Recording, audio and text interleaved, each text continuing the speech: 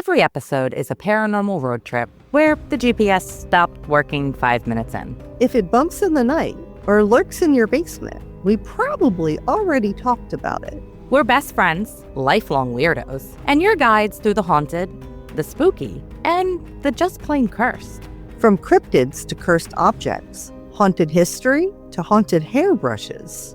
And probably a haunted dollar, too, along the way. This is Not My Ghost, Not My Problem. Subscribe now.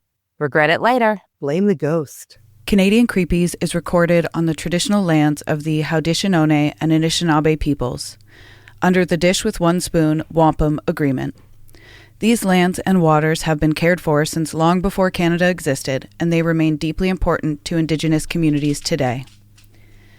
As we tell stories about darkness, injustice, and memory, I want to acknowledge the very real histories of colonization, violence, and erasure that Indigenous peoples continue to endure. A land acknowledgement can't undo that harm, but it is a reminder to keep listening, learning, and supporting in truth and reconciliation in meaningful ways. We share these stories not to forget, but to shine light, always with respect for peoples and nations whose land we live on. Canadian Creepies covers true crime, dark history, and disturbing events. Some episodes may include graphic descriptions or sensitive subject matter. We do our best to handle every story with care and respect for those affected. That said, we sometimes use humor and sarcasm as a way to process heavy content, never to disrespect victims, survivors, or their families. Listener discretion is advised.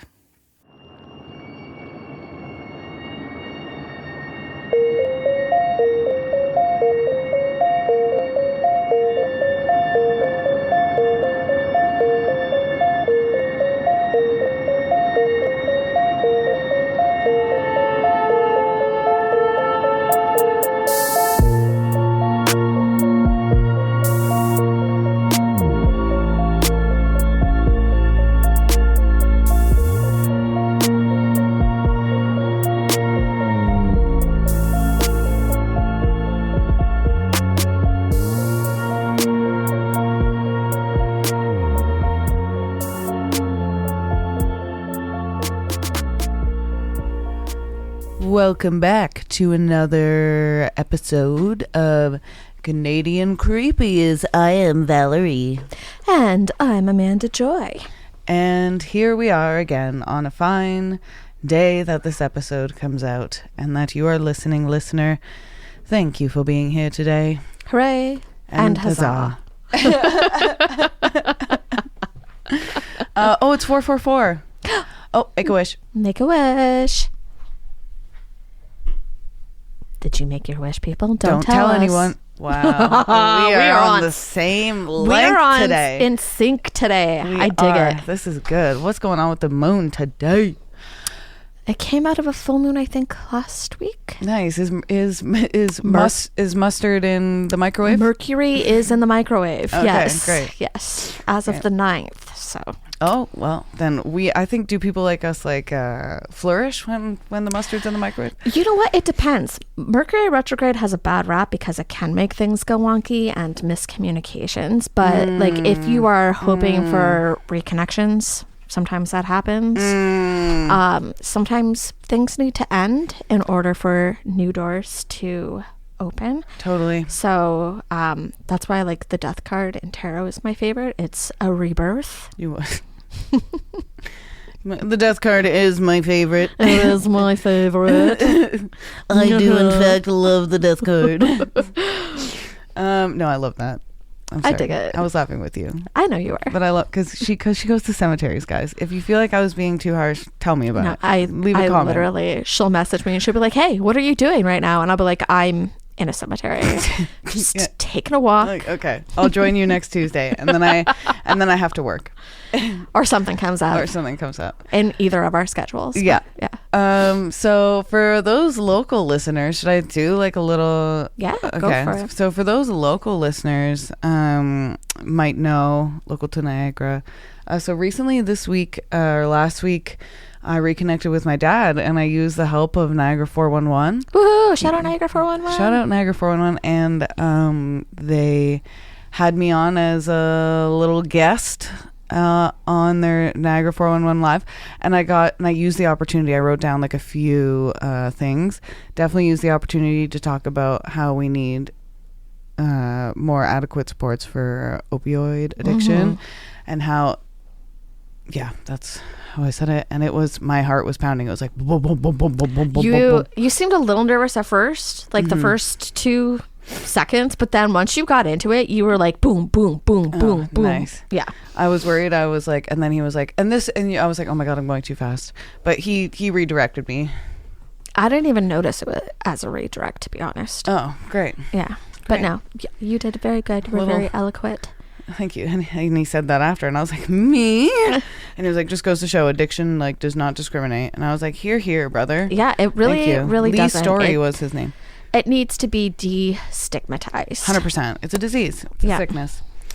Okay, so today we're talking about the Mulligan Affair. Next on my, the topic on my list was, because when I'm going through my episode ideas list, sometimes they're just like broad, like cults in Canada. The topic sorry, Richard stepped on the keyboard and I was worried that it stopped recording, but it didn't. The topic that came up next on the episode ideas list was police corruption. So I googled quite broad. So I googled some good examples of police corruption, and I went with the first one because why not? If I just go in the list it goes, it helps me. We end up going down rabbit holes that consume a fair amount of our time, because we do. One thing leads to another. That's what Down the Crooked Path is all about. That's it. That's totally those it. Internet rabbit holes, but make it creepy. Yes. So I did use ChatGPT for this research, but what I did, I use it, I just want to be transparent about it, because here's the deal. Right now we're a nonprofit. If there's somebody who's really passionate about researching and you want to send me an episode, I will give you full credit, and then eventually I'll pay you before I pay me. It would work that way. Same with the social media, all of that. I have all of these roles built so that way anybody can step into them. I have a formula for everything. This is honestly for the sake of transparency, and if anybody's interested in getting involved in a podcast in any capacity, for now it would be volunteer. I'm not asking you to work for free, but it would be an investment of your time. Right now, we're like I anybody make else. no money. We've got jobs and lives outside of this, and the research is honestly the most time consuming. It is the most time consuming. So I used, thank you for bringing that back around for me. So I used ChatGPT as a guide, research. Yeah.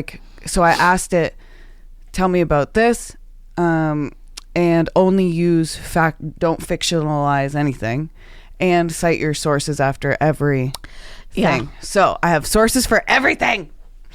And that's how I'm going to use it going forward. And I knew I'd get into a groove with it. That's just until I meet a passionate, lovely person, or it doesn't even have to be one person. If there's just a case you're passionate about that you want to send me your notes on for us to go through, I will do that. That sounds great. Like me with Jack the Ripper. As long as it's Canadian, it's got to be Canadian. Although I will say, I'll take this opportunity to say I can forward anything to Amanda that's not Canadian. That too, but also I am taking a brief hiatus, so you will notice that the Tuesday segments of Down the Crooked Path on Canadian Creepy are not Canadian. They are from my actual podcast on the Crooked Path, because for those of you who don't know, I am a photographer, and this is our busy time of year. What April is for accountants, this is for us between October to the end of December. So yes, I don't have time to look at anything other than pictures. Yeah, honestly. But I think that's a good balance. It's a great balance, and it's giving maybe some of our listeners are sick of hearing all Canadian stuff all the time. I don't know. So it's giving you a little variety. And then if you like what you hear, you can bop over to Amanda and listen to the other episodes ahead of time. It's gives you complete autonomy, but they're just giving everybody a heads up. Yeah. Great. I think that's all the announcements. I think that's it. We have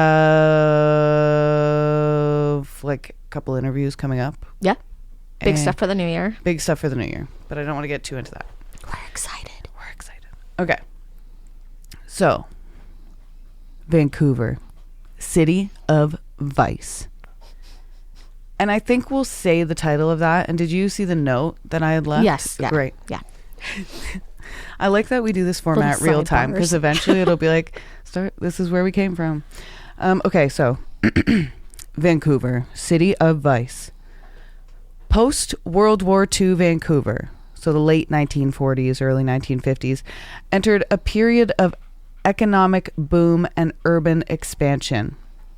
Returning veterans, industrial growth, and new immigration transformed the city's population and prosperity. Did that happen around here too? Yeah. Yeah. Baby boomers, right? Totally, And stuff like that. And Beneath the we're in Niagara, for those who don't know. Beneath the prosperity, an active underworld thrived. Not surprised. dun dun dun. Dun, dun, dun. Illegal gambling, prostitution. For the rest of the episode, we'll call that sex work. Bootlegging and unlicensed liquor operations were widespread. The bootlegging in response to prohibition wasn't widespread here. That I will say, for the economic boom, it did happen. We have like speakeasies in some of along St. Paul Street and St. Catharines. Some of those bars have little speakeasy, backdoor, underground things that were actually connected originally to the Underground Railroad. Yes, I was aware of that. We should do an episode on the Underground Railroad. Actually, one of my favorite cemeteries, okay. Victoria Lawn, has a bunch of graves from the Underground Railroad. We should go there. Hold on. I'm gonna put on my episode ideas list right now. Now, I'm not gonna get to this for a couple of years. Our lists are long. vast. We have content for days. And the thing is, it does not matter the season for me. I don't veer from my list. I make the list work for the season. I kind of gear it towards the season. It just so happened. That's where I am on the spectrum. I'm like, it's like a to-do list, right? Well, my October just happened to be, I throw them into a like random generator and have the wheels spin and tell me what my topics are going to be, and I kind of plan out a whole month. And it just so happened for the month of October, it gave me 4 out of the 3 out of the 4 weeks were like haunted, and I was like, well, I might as well just change this so it's on theme. Well, fate. Okay, so you were saying,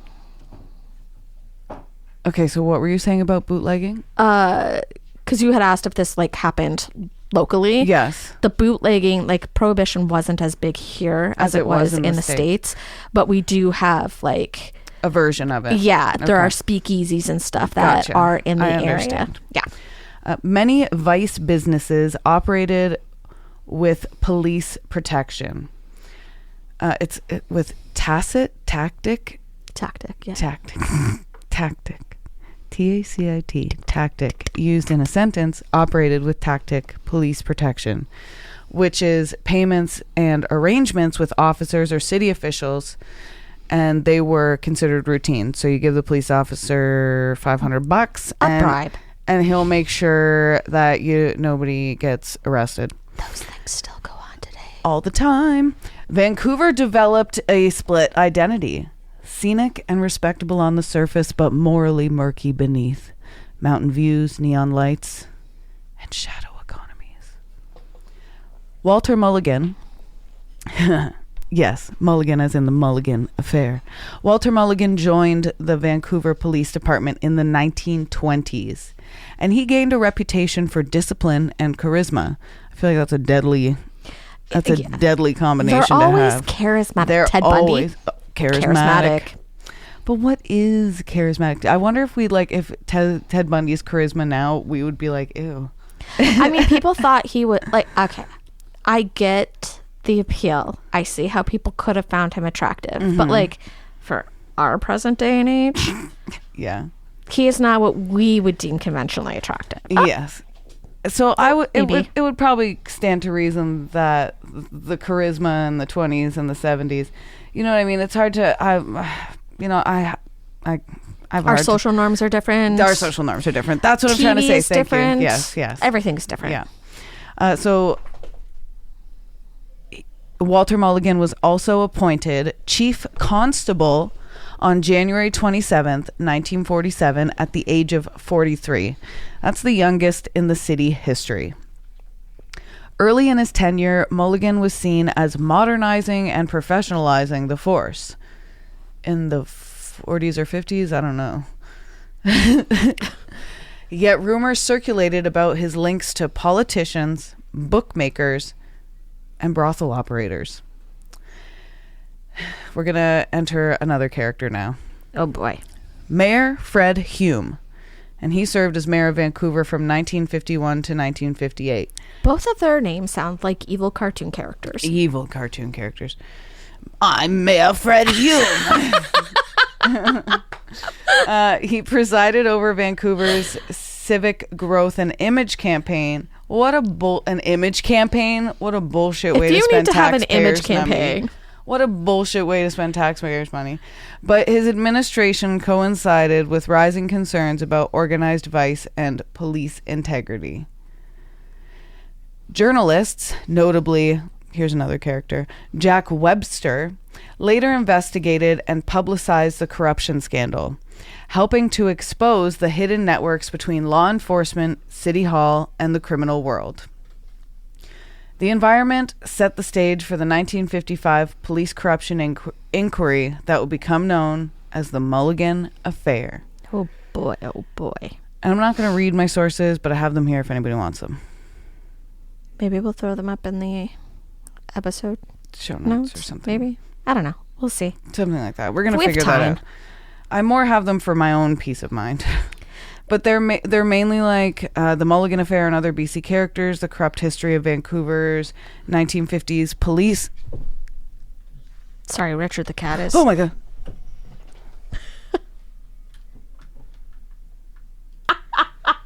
Okay, so Richard just stepped on the keyboard and put on Marvin Gaye's "What's Going On." Yeah. That was awesome. Yeah. Chaos in the recording studio. Yeah, jeez Louise. All right. Why don't you do the next one? So this one is the corruption machine. Machine.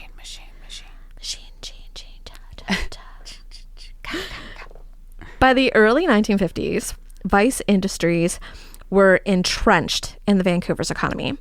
Brothels, gambling houses, and after-hour liquor rooms paid regular protection money to ensure uninterrupted operations. So they're paying this money to the police. Yes. Police officers collected envelopes of cash from reporters. Of course, because it was like the 50s. Yeah. Give me that. One of my favorite cases, it's not in Canada. It's referred to as the Kitty Cabin murders. Yeah. And not that I joke, but I always say like, it's very obvious who murdered these people, but it was like the early 1970s where the police were like, oh, you murdered 4 people, huh? Yeah. How much cash can you dig up in the next 48 hours? We'll just sweep this under the rug for you. Like, honestly, it was happening. It just well before that. Yeah, it's just how it was, and how it is, unfortunately, in some. Still is. I wonder if we should do an investigation and see if it still is rampant. Yes. But payments were being funneled through intermediaries to superiors, allegedly reaching high-ranking officers. Chief Constable Walter Mulligan was accused of being aware and benefiting from the payoff system. Wow. The 1955 Royal Commission found that senior officers routinely accepted money to overlook infractions. I hate that. One inquiry witness described the practice as an open secret in the department, and this was the Tupper inquiry from 1955. Wow. It's so annoying because you're collecting taxpayers' money to protect them while feeding into the underbelly. Yeah. Love that. Yeah. Love that. Way to do your job. Yeah. The system relied on silence and complacency. Younger officers either participated or kept quiet, fearing dismissal. Because, of course, how can you climb the ranks if you are like rats in the police department are like rampant. They are like really big frowned on. Right. That was my instant pump, if you could hear that. Yeah. Okay. Gambling operations clustered around Hastings Street, Chinatown, and the downtown core. Brothels and bottle clubs. Bottle clubs. Bottle clubs. I don't know what word I was combining there, but I was combining two words together. Bottle clubs thrived in East Vancouver. Mulligan's administration maintained the public image of a disciplined force while unofficially ensuring vice operations continued smoothly. It was a balance of order and profit. Wow. Now, there were public suspicions that existed. Rumors of police corruption circulated for years, but few citizens had spoken out about this, viewing the system as unchangeable, or they feared reprisals. The scandal began to unravel when outside investigators and journalists obtained evidence of widespread payoffs. It's always a journalist. Always. And this sparked what would become one of the most significant police corruption inquiries in British Columbia's history. Wow. Was it my turn? Yeah. Oh. Operation Homecoming. So growing rumors and press leaks in the early 1950s prompted British Columbia's Attorney General's office and the Royal Canadian Mounted Police to begin a covert investigation into the corruption within the Vancouver Police Department, or the VPD. The operation was informally dubbed Operation Homecoming. It was one of the first large-scale uses of electronic surveillance and wiretapping by Canadian law enforcement, which was a controversial tactic for the era. Fun fact. Yeah, now you know. If somebody says, hey, if you're at a trivia night and somebody says, what was the first large-scale use of electronic surveillance and wiretapping by Canadian law enforcement, you know it was the Mulligan Affair. Or Operation Homecoming. That had to do with the Mulligan Affair. Okay.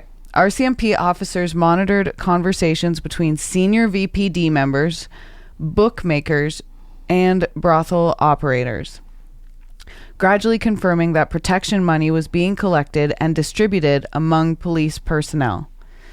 Investigators obtained financial ledger. Ooh, that's evidence, baby. Investigators obtained financial ledgers, payoff lists, and testimony from lower-ranking officers who admitted to passing cash envelopes to superiors.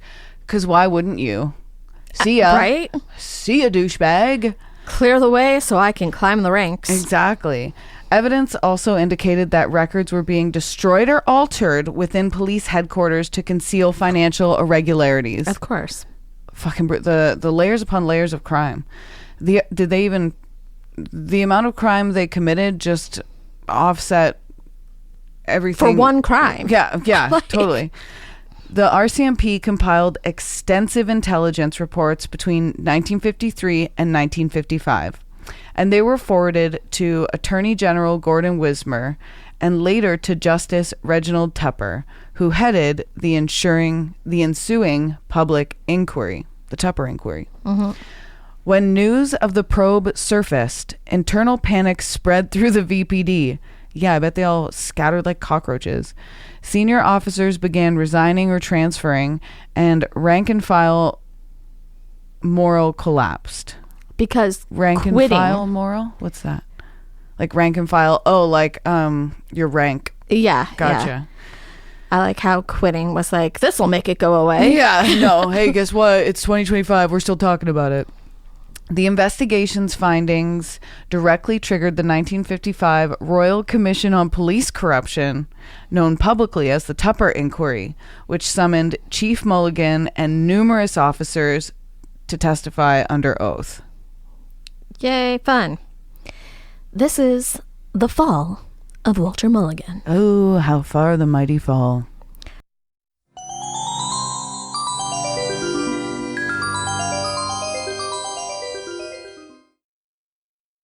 You. Yeah, you. Still haunting the same old fast fashion? Time to dig up something better with Back from the Dead Goods, a Canadian small business where forgotten threads get a second life and sustainability meets spooky. This isn't just upcycled clothing. It's resurrected fashion with an eerie edge. Handpicked, reworked, and revived Every piece is as unique as a ghost story whispered at midnight. And because you're a part of the Canadian Creepies family, you get an exclusive deal. Use code Canadian Creepies at checkout for 10% off. Find them lurking on Instagram, Etsy, and Poshmark. Links are in the episode description. Give your wardrobe a second chance at life, if you dare. Hey creeps, it's Valerie here. And if you're anything like us, you love capturing a moment, whether it's spooky, sweet, or somewhere delightfully in between. Let me introduce you to our go-to for stunning shots, darkroom photography, based right here in the heart of the Niagara region. Mel, the brilliant eye behind the lens, is a lifestyle and creative photographer who brings a little bit of magic and maybe a touch of mystery to every session.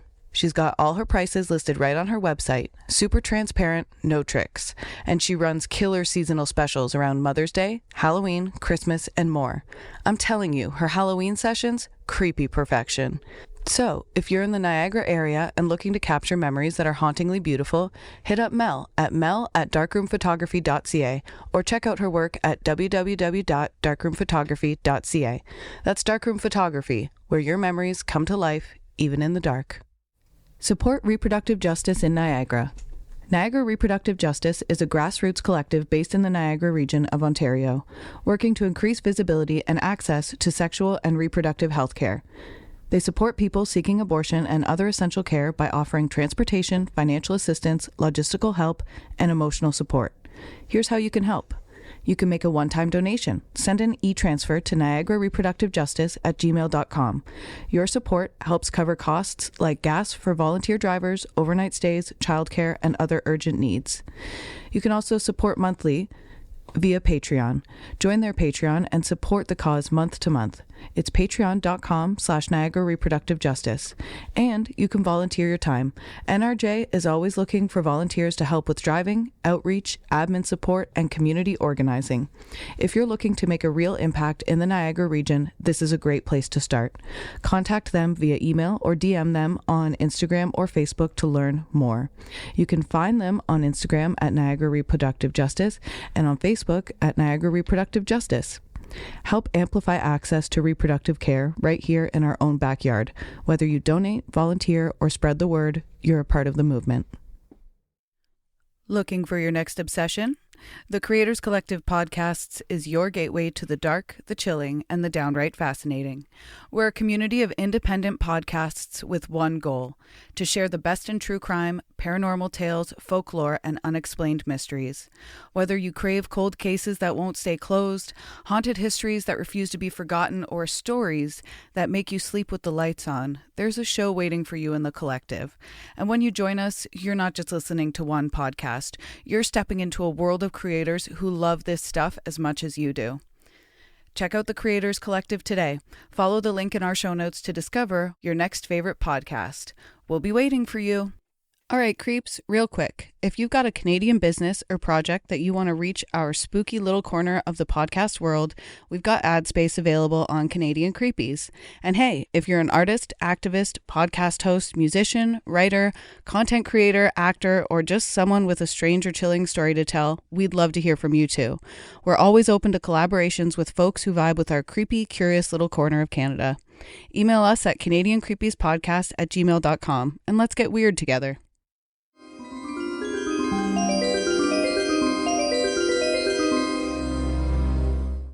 So on May of 1955, details from the RCMP's secret investigation reached the press, igniting widespread public outrage in Vancouver and across British Columbia. Chief Constable Walter Mulligan abruptly left for the United States. Yeah, because they've got border towns. Yeah. Just like us. Mm-hmm.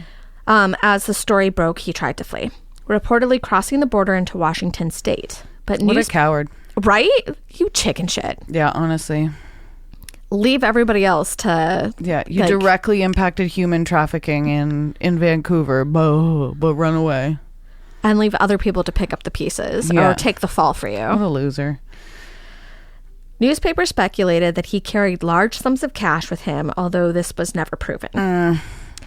In his absence, Mayor Fred Hume... That reminds me of Fred Flintstone. I don't know why. Okay. Yabba dabba do. Yabba dabba don't. Yeah. The Vancouver Police Commission suspended him from duty and requested a full provincial inquiry. Wow. The Royal Commission of Inquiry into Police Corruption, chaired by Justice Reginald Tupper, was established under the Public Inquiries Act in mid-1950. Okay, wait, hold on. In his absence, Mayor Fred Hume wasn't Fred Hume part of it? I was under the suspicion that he was. Maybe we'll get into that. I might have to Google that. It became the largest police corruption investigation in Canada history to that point, up to that point. Yeah. Since then, Brutal. The inquiry held public hearings throughout 1955, calling dozens of witnesses, including former officers, city officials, and underworld figures. Wow. Could you imagine having like a crime boss come to court to talk about another crime for somebody else? Yeah, that's wild. Be like a character witness for a cop. Right? What a bizarro land. Bizarre. Evidence presented described routine protection payments, documented destruction, and systematic concealment of bribes inside the police headquarters. They just documented it all. Well, it was the 50s. They were like, we must write it all down. It's not like computer analogs where they're like, delete file, delete file. Yeah, and they could encrypt it or something and put it on a thumb drive. A thumb drive. Shove it up your butt. Hidden in like their vents. In their you're going with the vent. Okay. Oh, yeah. Classic. Mulligan returned to Vancouver later that year to testify, insisting that he had been unaware of any wrongdoing and blaming rogue officers for misconduct within the force. Then why'd you run? Why? Then why did you run? Tell me about it. The Tupper report, later released in the same year, we're still talking about 1955. Long year for the Mulligan Affair. For this issue. Yeah. Confirmed pervasive corruption throughout the department, citing moral fatigue and lack of oversight at the highest levels. As a result, more than 20 officers were dismissed or reassigned. Reassigned? Resigned. Oh, I was going to say. Reassigned? Reassigned? What do you mean they kept their jobs? No. There was a bit of rage there. They did not. But they probably kept their pensions. It's my exasperation. It's your money, Vancouver. It's your money. And the incident had permanently damaged the public's confidence in the police department, Vancouver Police Department. Although the report condemned senior leadership, no criminal charges were laid against Mulligan. That's the most bonkers part about this. And the most implicated officers as well, reflecting limitations in the Canadian law regarding bribery and evidence standards at the time. At the time. Wild. Wild. Jesus. Okay, so let's talk about the Tupper report again.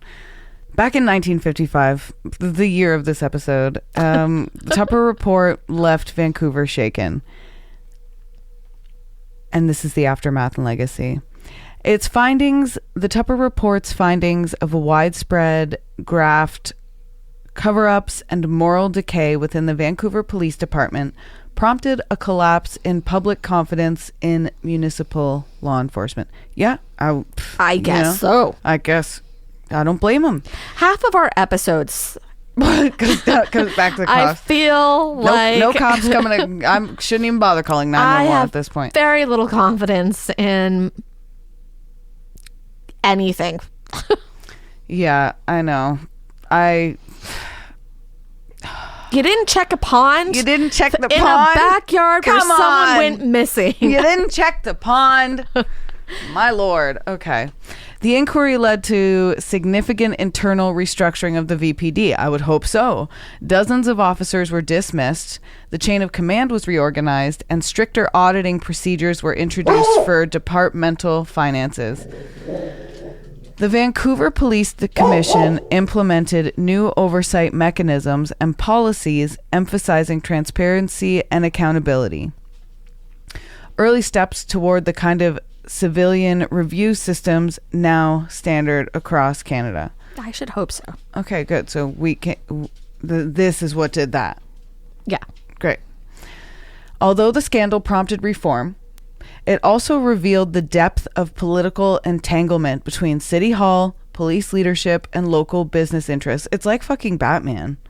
Like, it's like Gotham City. It's Gotham. What the hell? Only they don't have the cool fancy gadgets. Fred Hume. Batman won't foil me. Oh, look, it's the Penguin. Yeah. He's getting away with that suitcase of money. Although the scandal read that. It was an old boys network mentality that persisted in Canadian institutions for decades. I feel like it still does. Why does every episode lead back to patriarchy being the problem? I'm just saying. Matriarchy is a circle, folks. It's a circle. There's no triangles in the matriarchy. The Mulligan Affair. The Mulligan Affair became a national case study in corruption, cited in later commissions examining policing ethics and accountability. For example, in the 1960s and 1970s, RCMP and Toronto Morality Squad inquiries. Wow. The more you know. The more you know. Decades later, well, we are talking about the legacy and aftermath. The Mulligan Affair, decades later, Vancouver's image as Hollywood North carried an ironic undertone. A city celebrated for cinematic illusion and reinvention that once hid its own real-life moral theater. The legacy of the affair is still visible in discussions of modern RCMP misconduct, investigations, municipal political scandals, and systemic issues within law enforcement culture in Canada. Historians and journalists continue to view the case as a turning point, a moment when Canadians began questioning who watches the Watchmen. I feel like that's something that should be considered everywhere. Everywhere. Let's take a moment to reflect and take a look at the creep factor here. The creep factor. The Mulligan Affair wasn't just a police scandal. It was a mirror held up to a city that prided itself on civility while quietly profiting from vices. Vancouver's reputation as a clean, modern city was built on foundations stained by secrecy and compromise. A true ghost story of the 1950s isn't spectral. It's institutional. Dun, dun, dun. Some ghosts don't... Some ghosts don't wear sheets. They wear badges. That's my next Halloween costume. Yeah. a ghost cop? Yeah. Like a sheet with the badge on it? Yeah. Nice. Nice. Yeah. Very totally. niche. No one's going to know. But Somebody would be like, Canadian Creepies. I mean, the logo is ghost with sexy legs. That's right. I can pull that off. Hell yeah, you can. With a badge. Right on, sister. The haunting here is moral rather than supernatural. A reminder that corruption leaves its own kind of residue, lingering long after the headlines fade.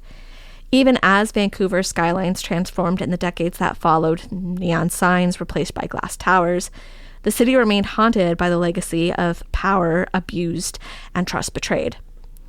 Beneath every layer of progress lies a past that refuses to stay buried. The names, deals, and silence that made up the city's hidden economy. Oof. They don't pay taxes. They're not contributing to anyone's well-being. Nope. The echoes of the Mulligan Affair can be heard in later Canadian policing controversies. The Toronto Police Morality Squad scandals of the 1960s and 70s, which we mentioned just a few minutes ago briefly. The RCMP's misconducts and cover-ups, from internal harassment to organized crime investigations gone wrong. That would be another good episode. Yeah. And the continuing pattern of institutional protectionism, where loyalty to the badge can outweigh loyalty to the truth. Be loyal to the truth, yo. That's what matters. Be loyal to the truth. The truth. Hoo-hoo. I'm in a band.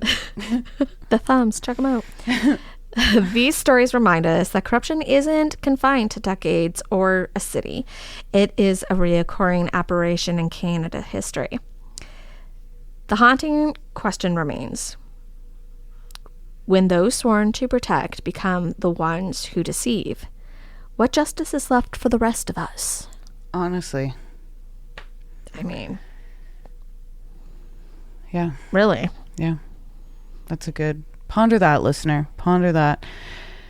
50 years after the Mulligan Affair, Canada learned corruption doesn't always hide in smoky bars and police ledgers, though. Sometimes it wears a lab coat and flies a helicopter. Kyle, would you please hit the Creep of the Week music now?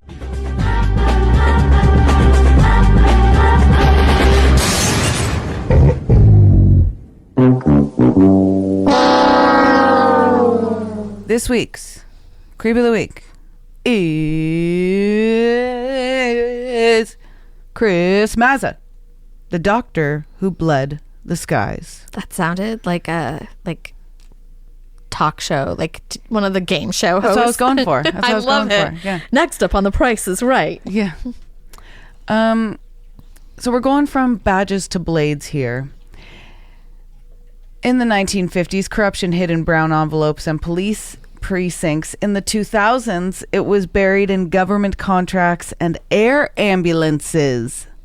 Fun. Introducing Orange Air Ambulance, a taxpayer-funded, so that's orange spelled without an A. And this was a taxpayer-funded Ontario medical transport service founded to save lives across remote regions, which we love. We love the idea. Let's just spread it. Idea. Spread. Widespread. But enter... That sounded bad. Never mind. Widespread. But enter our Creep of the Week, Chris Mazza, doctor, as it were. He's a charismatic... Always. Can we find a better word? Enough with the charisma. Having charisma is so passe. A charismatic emergency physician turned CEO. Well, that's a red flag. Visionary, savior, and eventually a symbol of unchecked greed. The rise. Mazza pitched Orange as a world-class emergency medical service, the future of healthcare in the sky. Secured millions in provincial funding, created a network of helicopters and jets branded with the orange logo, and probably painted them all orange. Lavish spending followed. Luxury offices, expensive consultants, unexplained salaries, and shell companies funneling public funds through corporate subsidiaries. Goody. Yeah. His salary ballooned to over $1.4 million a year, hidden through private companies. And here comes the scandal.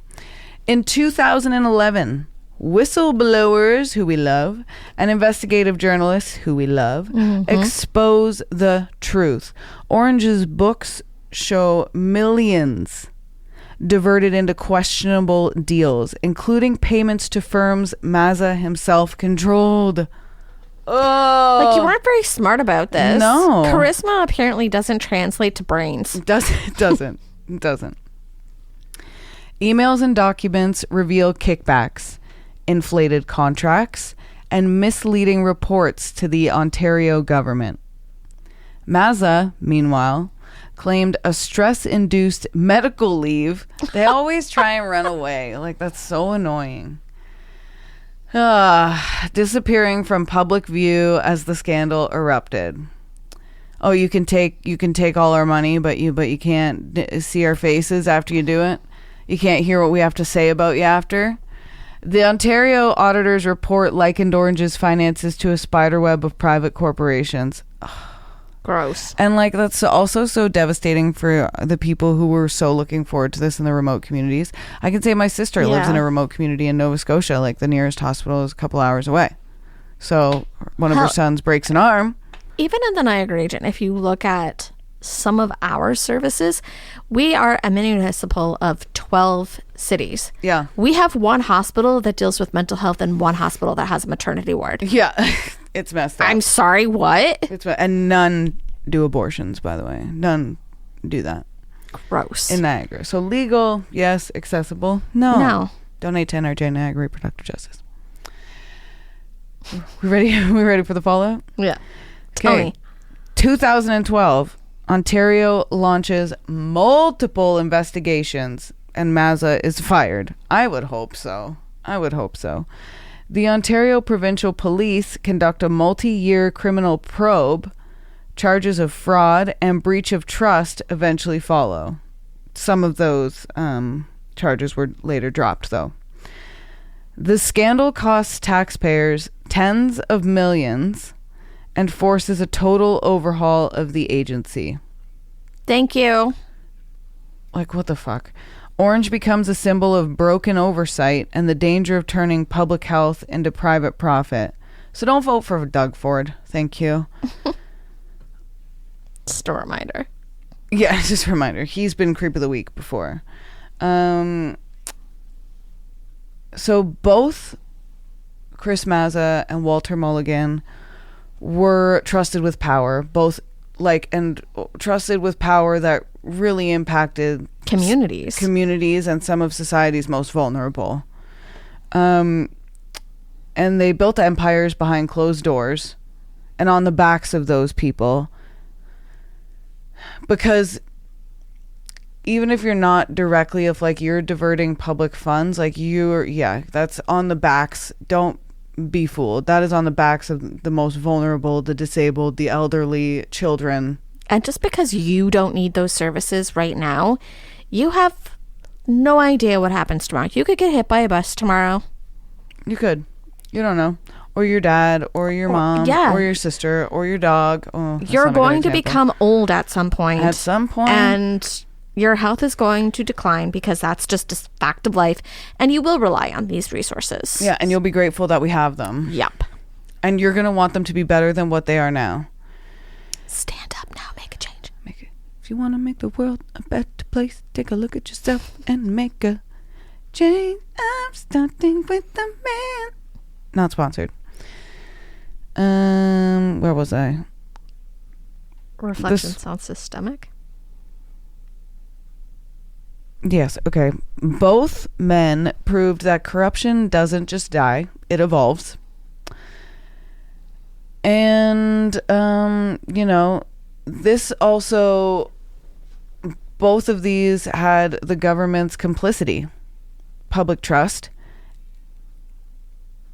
and we Canadians have an uneasy relationship with transparency. Does that make sense? Yeah. Okay.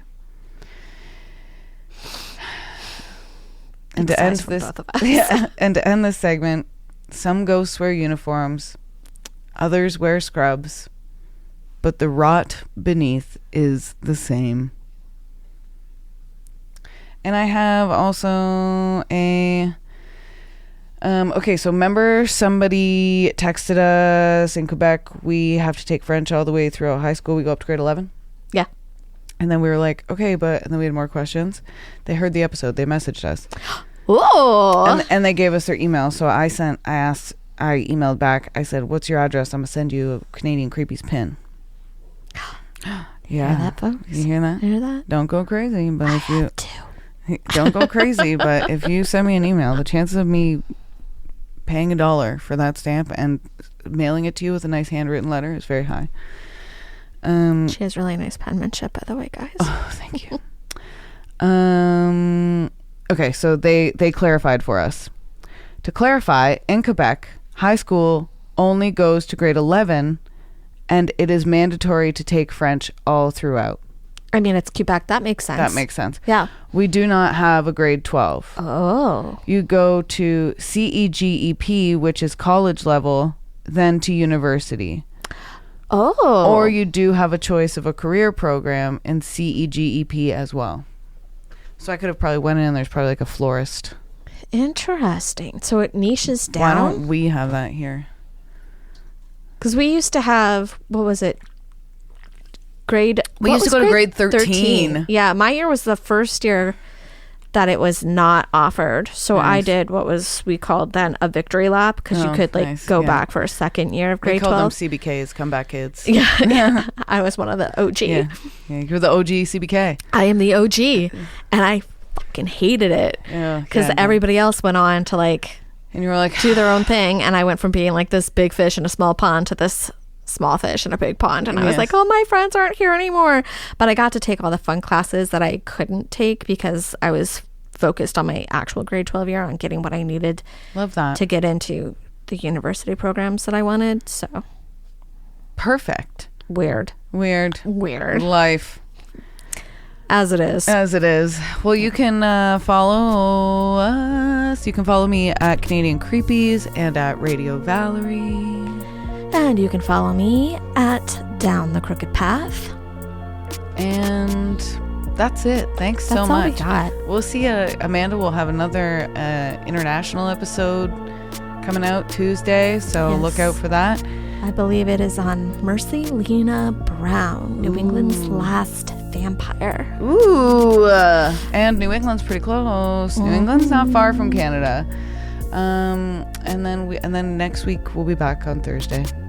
As always, Creep it real, keep it creepy. and don't do anything I wouldn't do. And I'm But I sober. would.